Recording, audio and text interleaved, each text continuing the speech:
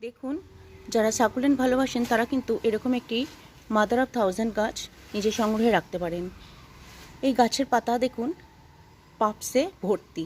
আপনারা চাইলে এই পাপসগুলোকে তুলে নিয়ে অনায়াসেই নতুন গাছ তৈরি করতে পারেন।